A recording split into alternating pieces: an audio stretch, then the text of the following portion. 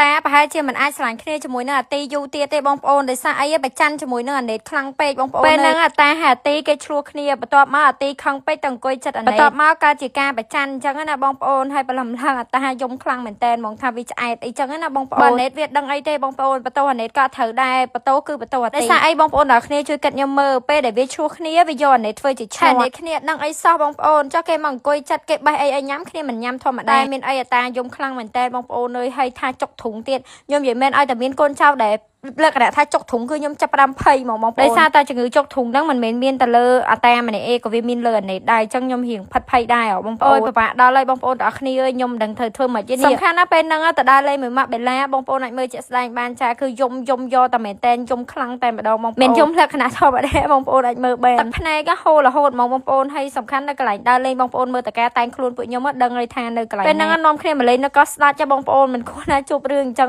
ខ្ញុំមានអារម្មណ៍ថាឲ្យទៅដើរលេងមួយម៉ាក់បេឡាម្ដងគឺខ្ញុំក្រែងចិត្តមែនតែនកូនចៅខ្ញុំបើមិនថាឈ្លោះគ្នាទេគឺយំទឹកភ្នែកទឹកស្បោចឹងពេលទៅដើរលេងជាមួយគាត់ដែរគឺខ្ញុំមានអារម្មណ៍ថាក្រែងចិត្តខ្ញុំអត់ចង់ទៅទេបងប្អូនខ្ញុំខ្លាចខូចបរិយាកាសរបស់គាត់ព្រោះគាត់មកនេះគឺដើម្បីសប្បាយមិនមែនមកដើម្បីឲ្យពួកយើងមានទុកសោកទេពេលដែលអញ្ចឹងគឺគាត់ក៏អត់សប្បាយចិត្តដូចគ្នាហើយខ្ញុំក៏សុំទោសម៉ែបាឡាដែរដែលថានិយាយរួមទៅពួកគាត់ឈ្លោះគ្នាឈ្លោះអីអាចនឹងប៉ះពាល់ដល់ម៉ែតិចតួចដែរប៉ុន្តែម៉ែគឺគាត់ដែរមានទឹកចិត្តល្អមែនតែនបងប្អូនគឺគាត់យល់គ្រប់រឿងយល់គ្រប់យ៉ាងយល់នៅអ្វីដែលយើងនិយាយគាត់អត់មានប្រកាន់ទោសបែកអីយើងទេបងប្អូនទាំងអស់គ្នាគាត់ថាអត់អីទេកូនមួយសម្រួលគ្នាទៅម៉ែអត់អីទេតែក្នុងចិត្តខ្ញុំវិញគឺខ្ញុំក្រែងចិត្តម៉ាក់បេឡាមែនតែនបងប្អូនដោយសារតែគាត់ល្អពេកចំពោះពួកខ្ញុំខ្ញុំក៏អាណិតម៉ែបេឡាដែរបងប្អូនដោយសារអីជួយគិតមើលគាត់ជូនយើងមកដើរលេងហើយយើងបកកតែបញ្ហាឬមួយក៏យើងឆ្លោះគ្នាអីចឹងតើគាត់ជាម្ចាស់ដែលដើរជូនយើងដើរលេងនេះតើគាត់មានអារម្មណ៍បែបណាគឺគាត់ប្រកាសជាអស័ក្តិទទួលយកជាងគេគឺពេលដែលកូនចៅខ្ញុំមានបញ្ហានឹងឯងបងប្អូនពេលដែលខ្ញុំទៅដើរលេងណាក្រោយគឺពួកខ្ញុំតែងតែអត់ចង់ឲ្យពួកគាត់មានបញ្ហាប៉ុន្តែពេលដែលគាត់មានបញ្ហាក៏ខ្ញុំអត់ខឹងអត់អីដែរបងប្អូនដោយសារអីពួកគាត់ក៏មិនចង់